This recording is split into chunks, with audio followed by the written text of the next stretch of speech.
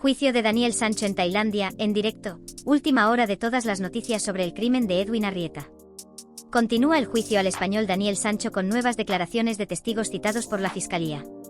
Después de la declaración de diferentes testigos de la Fiscalía, hoy se celebra una nueva jornada del juicio en el que el español Daniel Sancho está acusado por el crimen al cirujano plástico Edwin Arrieta. La vista de ayer se centró en los mensajes de WhatsApp del móvil de Daniel Sancho y el análisis de partes del cuerpo de Edwin Arrieta. Entre los testigos de que declaró estaba el agente Rachata Chaisongkram, del Departamento de Turismo de la Policía de la provincia de Surat Thani, que se encargó de extraer las últimas conversaciones de WhatsApp entre Sancho y Arrieta. El policía analizó el contenido del móvil del español y tradujo los mensajes con el traductor de Google.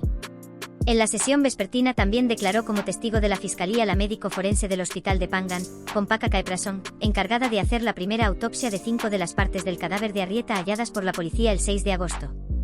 Sancho, de 29 años, volvió a hacer preguntas a los testigos durante su declaración, con lo que mantiene un papel bastante activo en su defensa. El joven español ha prescindido además de la interpretación del tailandés al español que había solicitado debido a los problemas que hubo con la traducción por videoconferencia al inicio del proceso la semana pasada, y ahora cuenta con una traductora al inglés en la sala, lo que agiliza y facilita las vistas.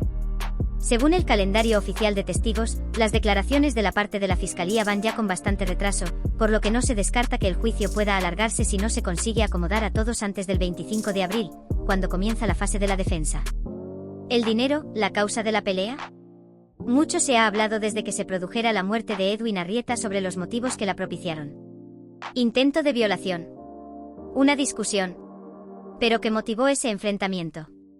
La Vanguardia publica hoy que según fuentes consultadas por Juan Gonzalo Ospina, abogado de la familia Arrieta, fue el dinero lo que provocó el enfrentamiento. Hasta 250.000 euros, presuntamente, llegó a dejarle el cirujano colombiano al hijo de Rodolfo Sancho para sus negocios de restauración. Otro tema aparte es el dinero que supuestamente tenía Arrieta cuando falleció en Tailandia.